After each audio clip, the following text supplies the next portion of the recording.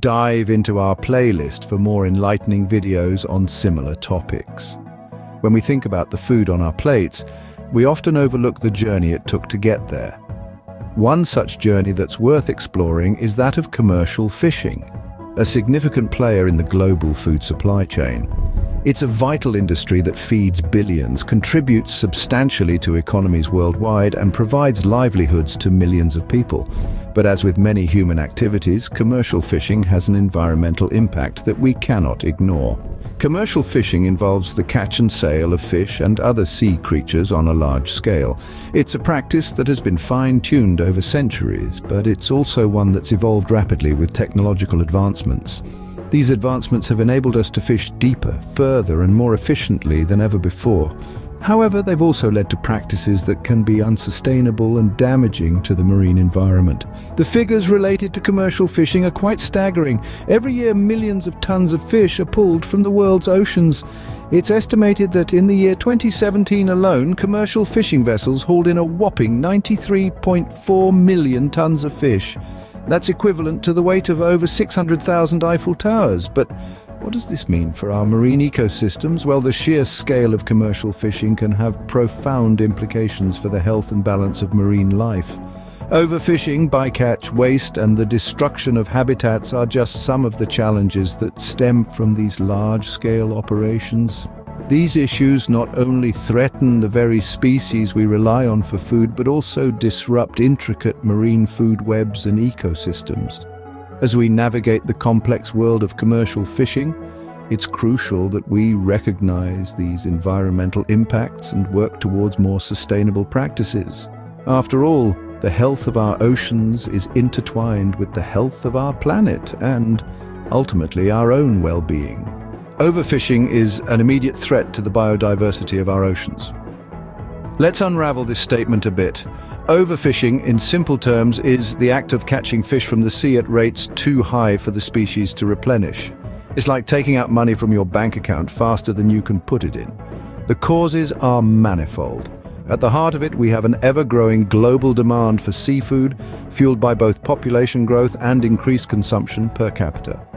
Then there's the technological aspect. Modern fishing gear is incredibly efficient, allowing us to catch fish in volumes unimaginable just a few decades ago.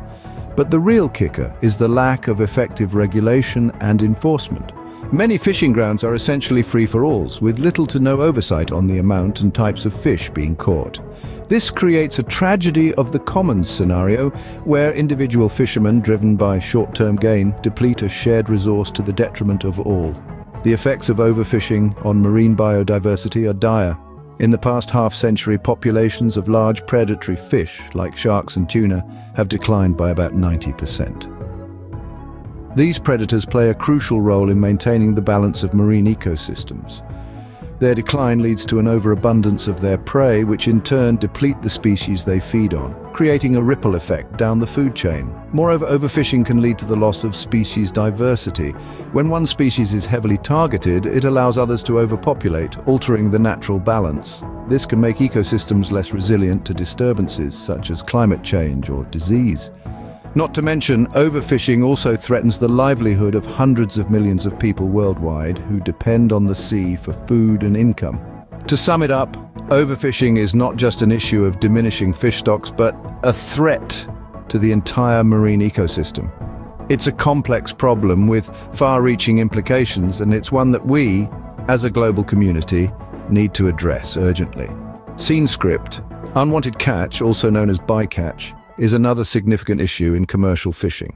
When we talk about bycatch, we're referring to the marine life that is unintentionally caught while fishing for a different species. These can be anything from sea turtles, dolphins, and juvenile fish to seabirds and even coral. The problem here lies in the indiscriminate nature of certain fishing gear. Take, for instance, trawlers that drag huge nets along the seafloor. They don't just scoop up the desired fish, but also a vast array of other marine organisms, many of which are not commercially viable or are too young to reproduce. Now, to give you a sense of the magnitude of this issue, let's delve into some numbers. Each year, it's estimated that around 27 million tons of marine life are caught and discarded as bycatch. To put that into perspective, that's equivalent to about 7% of the entire weight of all the fish caught globally each year. And what's even more disconcerting is that a substantial portion of this bycatch doesn't survive the ordeal. This isn't just a matter of wasted resources. The high mortality rates associated with bycatch can severely deplete populations of non-target species, some of which are already under threat. Furthermore, by removing large quantities of organisms from the food chain, bycatch can disrupt marine ecosystems in ways we're only just beginning to understand. On top of this, there's the ethical dimension. Many of these creatures suffer stress, injury, or death as a result of being caught and discarded. It's a cruel and unnecessary fate for millions of sentient beings, all in the name of our seafood consumption. So what can we do about this? More selective fishing gear and practices, stricter regulations, and increased observer coverage are just some of the solutions that could help reduce bycatch, but it's clear that more needs to be done. The waste generated through bycatch is both an ethical and environmental problem that needs immediate attention. Commercial fishing practices can also lead to the destruction of marine habitats. This is a stark reality we face today, but let's try to understand the how and the why of it. Certain fishing methods wreak havoc on the marine environment, and one of the most destructive among them is bottom trawling. Imagine a heavy net being dragged across your living room floor, scooping up everything in its path. That's what bottom trawling does to the ocean floor. It's not just the targeted fish species that are caught up, but also the intricate and delicate habitats they live in. Coral reefs, seagrass meadows, and other seabed structures that have taken centuries, even millennia to form, can be decimated in a matter of moments. Now, you might wonder, why is the loss of a coral reef or a patch of seagrass a big deal? Well, these are not just habitats, they are the life support systems of the ocean.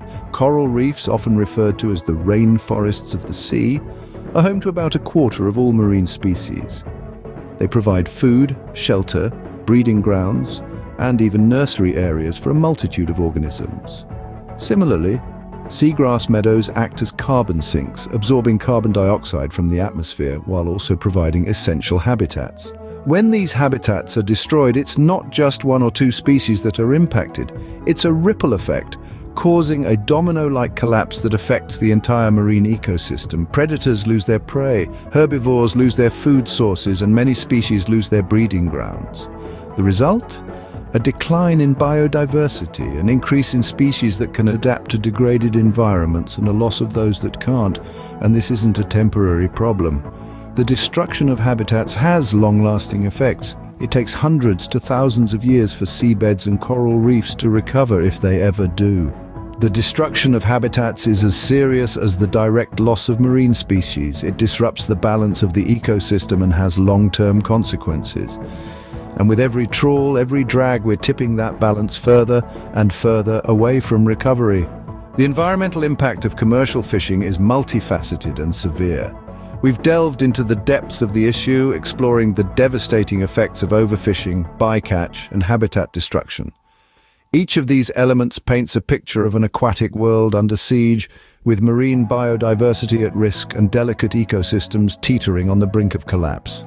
Overfishing isn't just about depleting fish stocks. It's a domino effect that topples the intricate balance of the ocean ecosystem. When one species is overfished, it can disrupt the food chain, leading to an overabundance of some creatures and a scarcity of others. Then there's bycatch, the unintended victims of commercial fishing. Dolphins, turtles, seabirds, and other non-target species often fall prey to indiscriminate fishing methods, their lives cut short in nets meant for other creatures. This senseless waste of life is a stark reminder of the need for more precise, selective fishing techniques. Habitat destruction, largely due to bottom trawling, is another heavy blow to our oceans. Coral reefs, seagrass beds, and other vital habitats are being decimated, stripping marine life of their homes and breeding grounds. But it's not all doom and gloom. There's a glimmer of hope on the horizon. Sustainable fishing methods, stricter regulations, and improved technology could help mitigate these impacts. Switching to fishing gear that reduces bycatch, implementing catch limits to prevent overfishing, and establishing marine protected areas to safeguard habitats are all part of the solution. Education and public awareness are also crucial. The more we understand about the ocean's plight, the more we can do to help. There's power in knowledge, and with it we can push for change. The future of our oceans hangs in the balance. It's up to us to encourage and implement sustainable practices in commercial fishing. Remember, every small step counts.